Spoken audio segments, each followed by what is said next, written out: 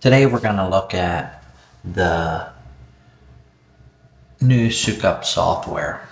There's been a lot of bad information put out about the 4.0, 4.01, 4.02 software that was released this year. Now, if you are in the US, most everything you've heard about that software is not true. If you are in Canada, the 4.00 software and the 4.01 is software you don't want to run. It's not going to work. There's issues there. But if you are in the US with the standard dryer, not a CSA dryer, I ran the 3.99 software. I ran that last fall. I did testing with that. And then this year, I started out my year with the 4.0. And there was an issue with the 4.0 with the way the auxiliary loads started and stopped. And the way to make it work right was just connect the upper and lower paddle switch. So if you connected 44 and 53 so that your upper and lower paddle switch worked together, then there was no issue. It worked totally fine. I had dryers run the whole way through harvest flawlessly on the 4.0 software by connecting 44 and 53. 4.01, that there had minor issues, had to do with filling. I ran 4.01, same thing, had 44 and 53 jumped. 4.02, I ran a lot of dryers on 4.02. If I got to a dryer and it had 4.0 or 4.01, I updated it. I had two other service guys doing the same thing, updating any dryer that had any other software on, for that matter, to the 4.02 this harvest. So we had lots of dryers running on the 4.02. The 4.02 has a lot of features that were never in software previous to the 4.0. So I would highly recommend using it. Now, there are things that work different in the 4.0 software. And the point of this video is to go through those differences, to look at those differences and walk you through the differences, how they work, what I like about them, what I don't like about them. There's been some issues with the plenum temp control. There's been questions around the plenum temp control. There's a lot of misunderstandings around plenum temp control. I want to go through them. The other thing, your unload speed control, your automatic control. We want to look at how that works, how I make decisions. I make a lot of changes on that, how I make decisions on that. So we're gonna look at the 4.02 software, because I recommend update to the 4.02, 4.0, and 4.01 had some issues. 4.02 is a very good software. Are there things that I don't like about it? Yes, there is. But we're going to go through it today, look at it, review it, and I'm going to discuss a little bit how it works and why I like it, why I don't like it, and why I would run it if I were you. Now, we're going to go through, oh, actually, this is 4.0 software in here. But the 4.0, the 4.02 looks the same. We're going to go in and I'll tell you how it works, but when I'm talking about 4.02 software. So if we go into tools in this software, I'm just gonna look at some things here. Things that I would set if there. Look through what's different. update security certificates for your issues with security certificates being an issue. It has the option in here to update them for your remote access. Something I do on every dryer just because I don't know when the customer is going to decide to hook the internet up and watch it remotely.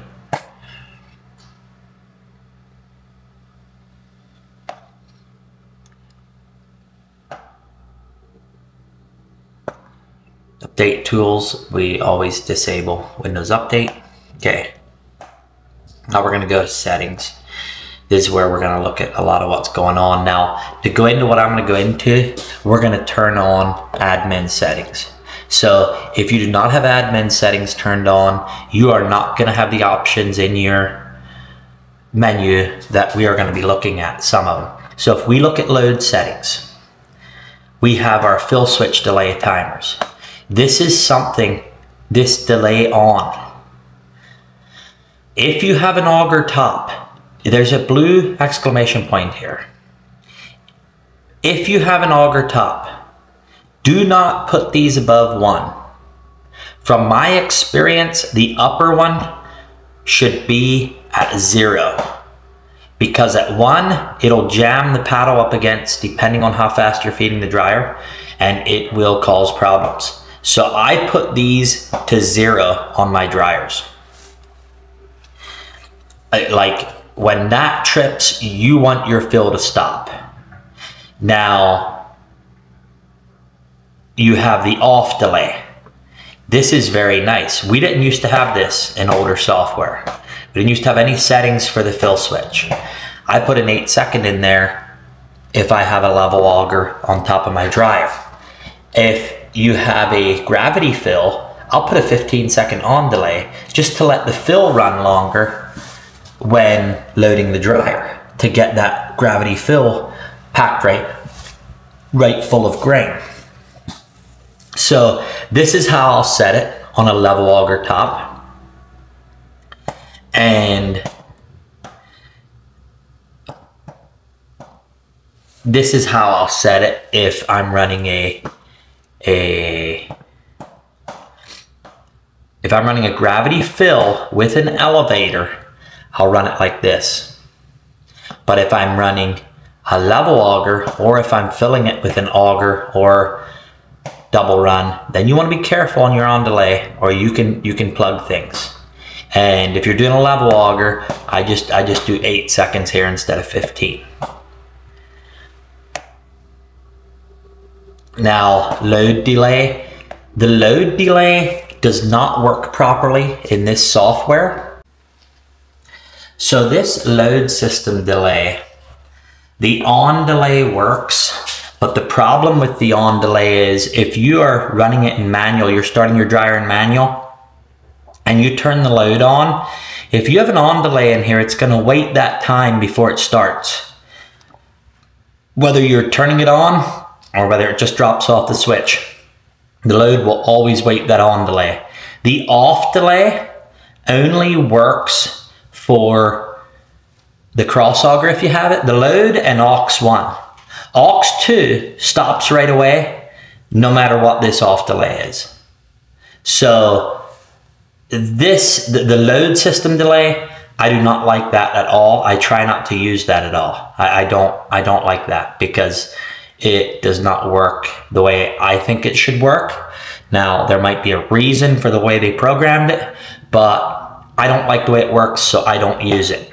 I do my load delays in the auxiliary timers and the fill switch. So if I want to wait for my load to start, I'm going to put my delay in the off delay here. That's like an on delay for the load, but it also makes it that if you hit your load button on manual load, it'll start loading right away because it didn't just drop off the fill switch. So it don't count this down. And the on delay, the same way. If you have a gravity fill and you want your fill to run longer, put your delay in here. It makes your load run longer instead of doing the off delay in the load off, because the load off will only work for auxiliary 1 and the load system, or the cross auger up top if you have it. Now in here, I keep hitting things. So in here, we have auxiliary 1, which 5 seconds. I usually go longer than that. I normally go a little longer because I want things to start to empty out before the next one starts. Well, the one thing I really like with this 4.0 software is when the lower switch trips, auxiliary 2 shuts off. Auxiliary 1 keeps running until the upper switch trips. It used to be in the older software that auxiliary 1 and 2 would stop as soon as the lower switch trips, and when the upper switch trips, your load would stop. That's not how 402 works. 402 software, auxiliary 2 stops instantly with lower paddle switch. Upper paddle switch stops load and auxiliary 1. So if you have an older dryer and if you have 2 augers going from your wet bin to your dryer, like a bin unload auger and then an auger going up to your dryer, you hook your bin unload to the auxiliary 2, and what will happen is your auxiliary 1 will run a couple more seconds after, your auxiliary 1 will run a couple more seconds after auxiliary 2 shuts off.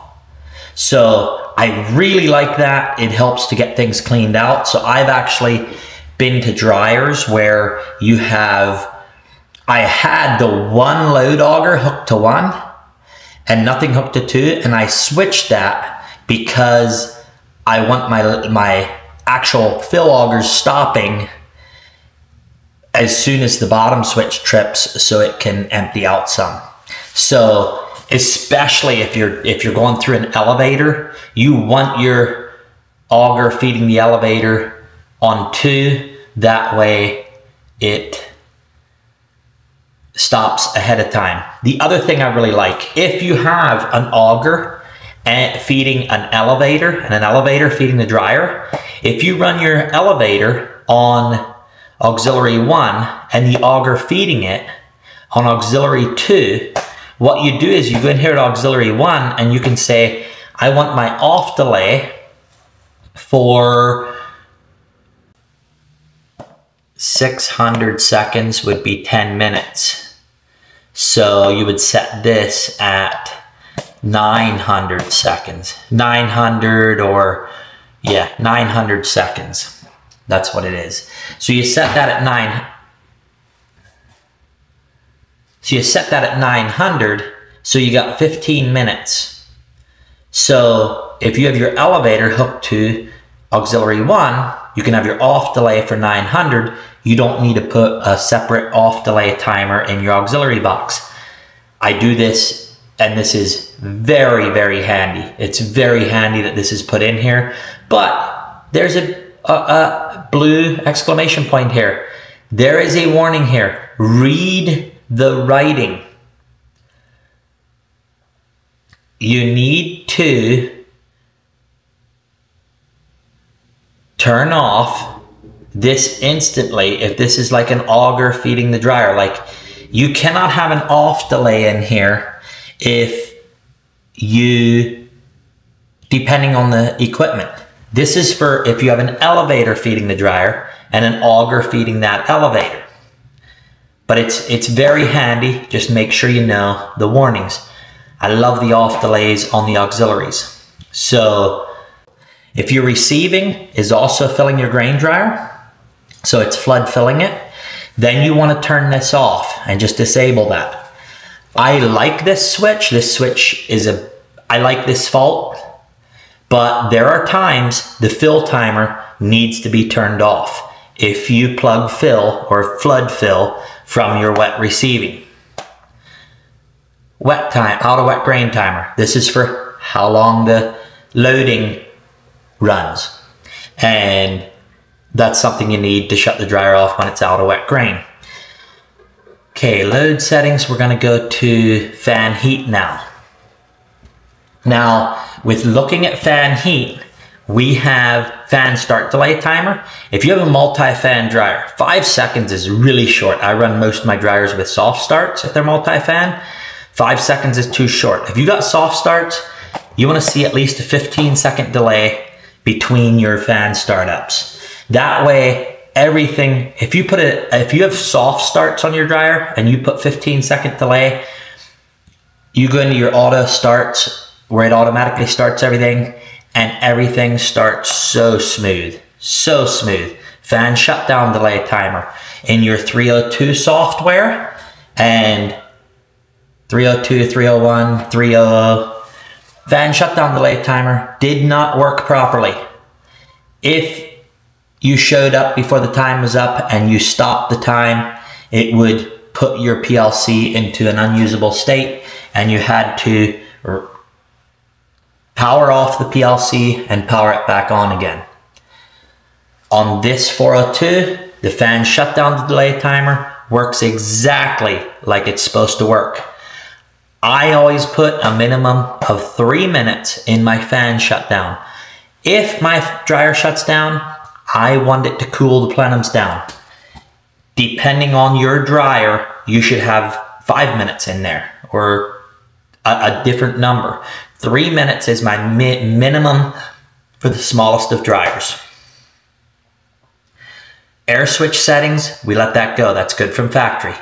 Heat delay timer, we let that go. LP vaporizer warm up, that is not needed on multi-plenum dryers. Plenum out of range shutdown. Now, plenum out of range shutdown is a very important fault. And the reason this is a very important fault is because if your plenum temperature is more than 15 degrees away from the set point for more than 15 minutes, you have a problem. Now, why is this so important? I do most of my multi-plenum dryers with soft starts on the fans, just because they start so much nicer. Everything's so much smoother.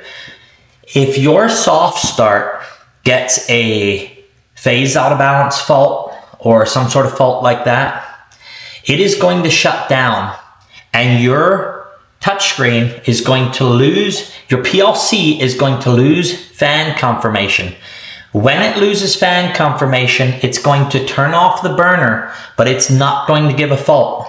Your screen is going to show that your fan and heater are working properly. The only thing that will show on your screen is your plenum temperature will start to drop. I've had this happen multiple times.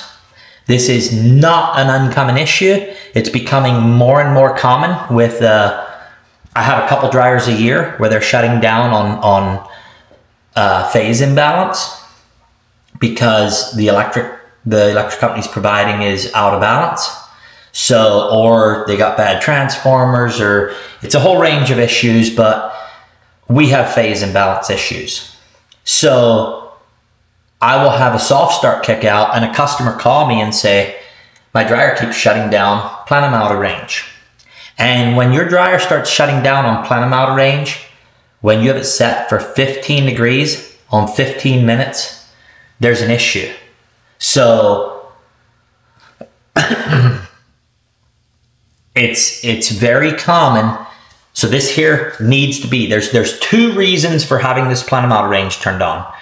Reason number one, if you have soft starts, depending on the faults they throw, they will not shut the dryer down. They will not fault out the dryer. You will just lose run confirmation, and the burner will go off and everything will keep running like it's supposed to, except your fan and heater will be off on that plenum, and the plenum temperature will start to drop, and this here will kick it off. So if this kicks it off, this will not tell you the problem. This just tells you for some reason your plenum was not what it was supposed to be. And then you can go from there and figure it out. It's normally not real hard to figure out. The next issue,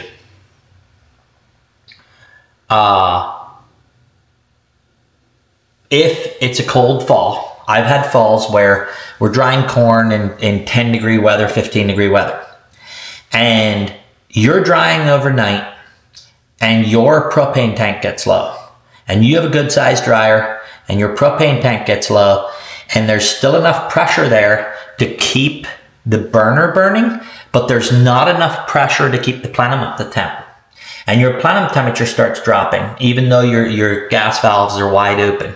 And your propane tank might be down at 10% or 5%, and the plenum temp starts dropping. And what'll happen is your plenum temp drops 50 degrees and your dryer will start discharging wet grain. So if it stays within 15 degrees, everything's gonna work fine. I mean, like, in reality, your controls are gonna keep it real close. We're gonna get into keeping it close, but if it's 15 degrees off, less than 15 degrees off, not a problem. More than 15 degrees off, problem. I say 15 minutes. It's what I've done for the past 3-4 years, and it works great. And until I run into a situation where I think it should be different, that's just my plenum out range. It's an added safety that should be turned on every single Sukup dryer. So now we're gonna look at plenum min and max. You can figure that out. Plenum temp, EMOV settings. We all know where EMOV settings should be, 10 and 60 on portable and multi-plenum dryers. Low fires 25. Now tower dryers are a little different, but that's another story for another day. Flame out timer. My flame out timer, so they have a 60-second. I bump these to 90. And the reason I do is when a customer calls me and says, I'm getting a flame out, I like to have him watch, and he turns his burner on and the burner runs, and all of a sudden the burner shuts off. Like, did the burner shut off because the controls shut it off, or did the burner shut off because the burner board shut it off? That's the number one question. So if I make this time longer, it gives us more time to look and say, okay, the burner stopped. Now, 40 seconds later, the controls throw a fault. So this does not change how long the burner board faults out. This just changes the time from when the computer calls for heat until it needs a heat confirmation. So the burner board is still controlling the burner, and your safeties all work the same. This just simplifies troubleshooting for down the road. So we got the plenum outer range, auto temp adjust on a Sukup dryer. Do not run auto temp adjust ever on a Sukup dryer. Like, there are very only in specialty situations will you run auto temp adjust. This is one of the worst features on this thing. Do not run it. If I'm going to say my point on this, an auto temp adjust should adjust the temperature up and down, and not when you run against the limits. There's a lot more that should go into temp adjust than this right here. Like, this is not the way auto temp adjust needs to work if you're going to run it.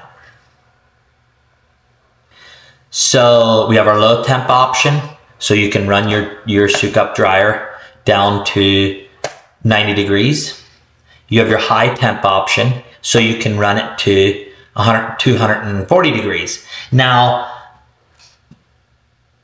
if you have a multi-plenum mixed flow dryer, I'm gonna say you want the high temp option, because if you're drying 25% corn in a 3 or 4 plenum dryer, we're gonna put that top plenum above 220. So if you got 30% corn coming in and you have multi-plenums, we're gonna run that top plenum at 240. If you have a 2418 dryer, 4 plenums above each other, you got 30% corn coming in, you run that top plenum at 240, your next one at 220, your bottom at 180 or 170, and you're gonna make good quality corn, and you're gonna make, your dryer's gonna run efficient. That 240 degrees is gonna make some stuff sweat. Now, if you have a single plenum, if you have a screen type dryer, do not turn this on. If you have a single plenum mix flow, do not turn this on. This is only if you have a tall multi-plenum mix flow. EMOV loop controls. We're going to look at this. And the reason we're going to look at this is there have been some issues with EMOV loop settings. Now, how well do the plenums on your dryer hold temperature? Do they hold temperature to within 1 degree? Or do they vary by 5 degrees? So you will be told, if you're having trouble with your dryer and it's not holding temperature like you want, you're going to be told to change these. Now these are factory numbers here. These are factory numbers. I set in here, I normally, new dryer, I'll set that to 12, 8, and 2. Right like that. Or you can move this down to 80 actually. That'll make it actually a little more stable. So that's where I set these settings. Now, does that mean they're going to work flawlessly? No. Where they were set before, they will work. They will work fine where they were set before, reset to factory values. The big issue with this here is, and one thing that a lot of people don't understand, is a PID loop is what it is. It's quite simple with some extra calculations in there. Now, if you,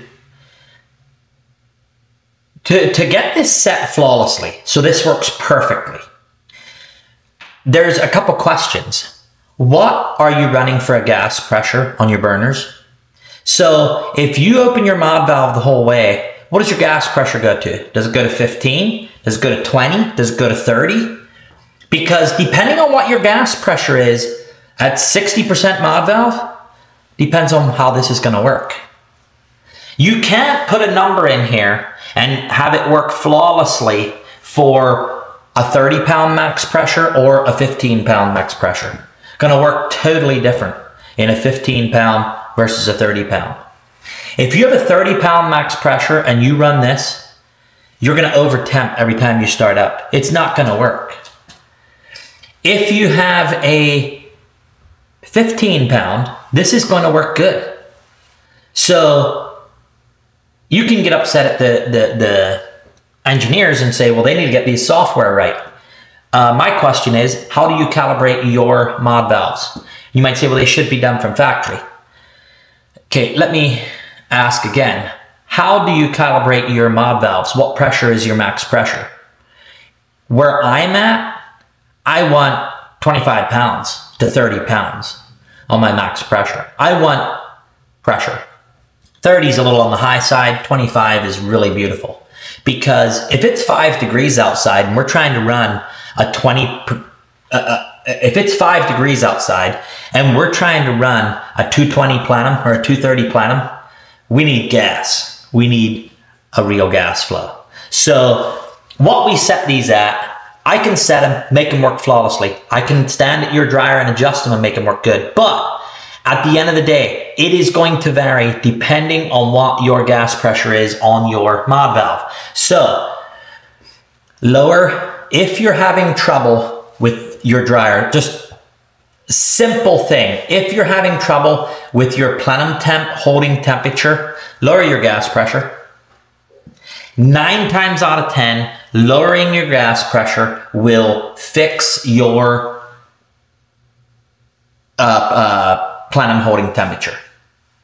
So all you need to do is lower your, 9 times out of 10, lower your gas pressure, and it's going to fix your mod valve issues.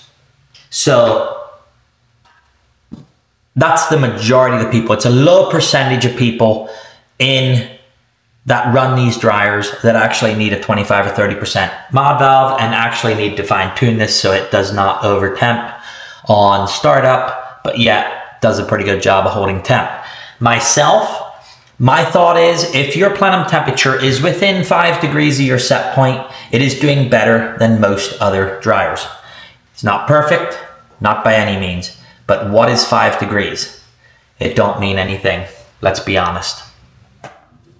So we're done with all of that. Let's back out of there. We're gonna look at unload settings. On the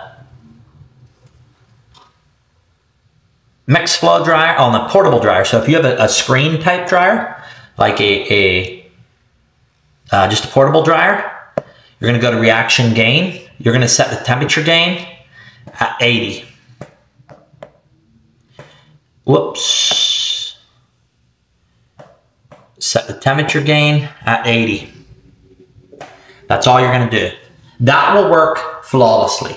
That'll work, that'll do everything you wanna do.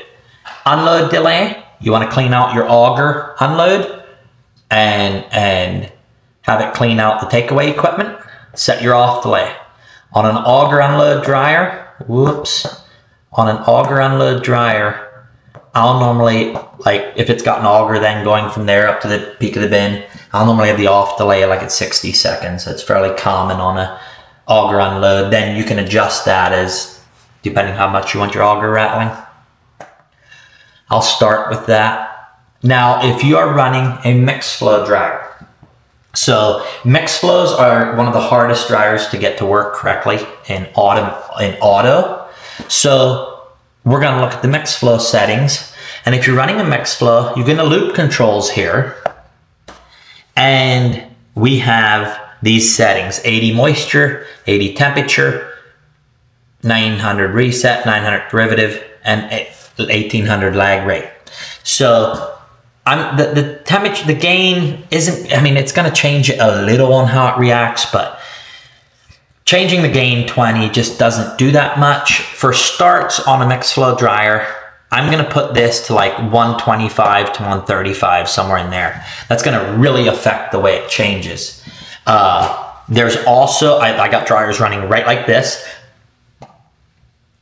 Sometimes I'll have this running a little lower, maybe 50, maybe 60, depending on how the dryer runs.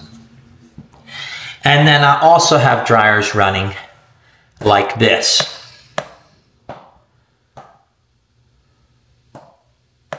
Now, I was talking about Plenum EMOV loop controls, and this is more complicated than Plenum EMOV loop controls.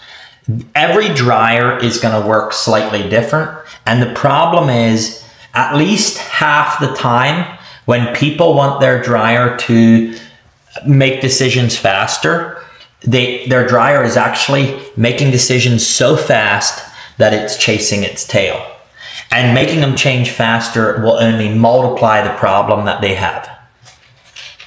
So increasing response is not always the best thing. If you contact me and say, hey, my dryer's not responding fast enough, I need a faster response, I'm going to say, so we'll put this to 125, put that to a 60. So if you call me and you say, my dryer's not responding fast enough, I'm gonna say, get me to the graphs, tools, let's go to graphs, let's go to unload speed, and I'm gonna wanna look at what your unload speed's been doing the last 2 hours. And then I'm gonna wanna look at what your column temp's been doing the last 2 hours. And if you're very angry with me, I might also be like, get me the moisture, what the moisture's been doing the last 2 hours. And we're gonna look at what the dryer's actually been doing. The screenshot of what's going on the running page is only a small part of what's actually happening. So I'm not gonna make a lot of decisions based off of what is running on your main screen. Now, so when it comes to this loop control, each dryer is going to work different. I don't know, people who watch this, I'm not sure how many of you run any sort of PID controls on any other equipment, but I look forward to the day when these here are gray, so you cannot change them, and there's a button here that says AT, and you just hit the button and the dryer runs for a couple hours to calculate, and the dryer would make its own numbers for here. I look forward to that. That'll simplify things, because then when your dryer isn't working properly, you can just go in, hit an AT button, and it changes the way your dryer makes decisions. That way, It depends on your plenum temps, depends on your moisture coming in, what your unload speed is. There's so many variables on what works best here that there is no possible way we can put the right number in here for every person. It is not humanly possible because there are variables all over. So as long as these numbers are a fixed number when we get the dryer, it is, or a fixed number when we're drying, we are going to struggle a little bit with the unload speed. So we need to have an AT button here. And there'll be people who understand what I'm talking about and people that aren't. But that you tap and the dryer goes through a 3R learning. So that's all we do in here. And then we have grain settings. So grain settings, if you have a static sampler, I'm going to set your sample time to 2 minutes. There's 2 reasons I'm going to run 2 minutes, because when it's real cold, 2 minutes seems to run a more accurate grain temperature. A little trouble with the grain temperature being accurate, and 2 minutes seems to run a more accurate grain temperature. The other thing it does is it puts half the wear on your static sampler. And let's be honest, do we need to have more than 5 samples in 10 minutes? No, we don't. If we can get an accurate sample every 2 to 3 minutes, we have way more samples than we need. So that's another thing that it lowers the number of samples per day, lowers the wear on the sampler. Output moisture alarm. This is also something that's handy if you have remote access. You turn this on. If your moisture gets out of range for longer than so long, it sends you a notification. So this is something that some people run, some people don't. I personally would probably run it and decide from there if I like it or not. This is a 4.00 on here. Basically the stuff I was talking about pertains to 4.02 software. So what I'm talking about is 4.02. When you're loading software, put 4.02 software in. You can't get 401 anymore. 4.0 is available and 4.02, and they're both a good software. I would put 4.02 in. This is how our, takes a little bit here. That's how our starting screen looks now. So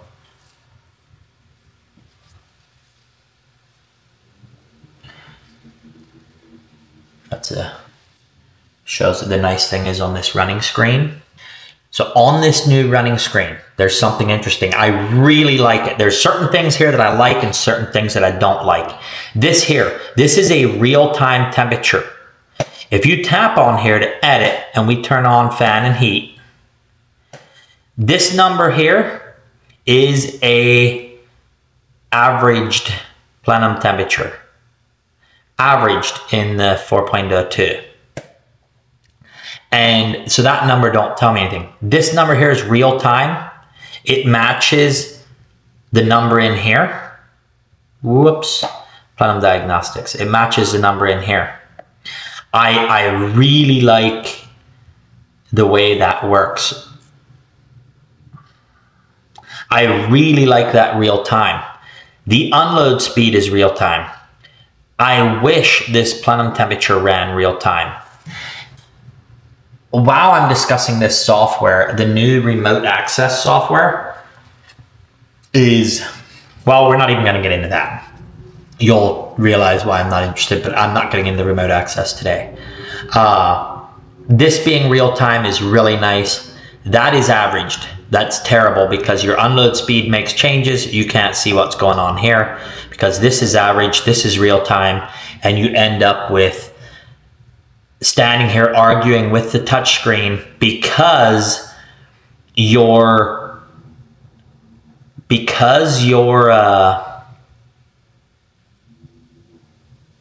this is an average number. So it's always a couple minutes on behind.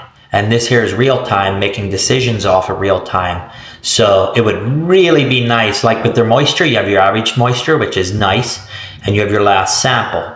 So it's, you know what it's doing, you know what the average is, this is your more stable number. Here, we need to have real time. It would make it way nicer to work with. Okay, I believe that's everything now.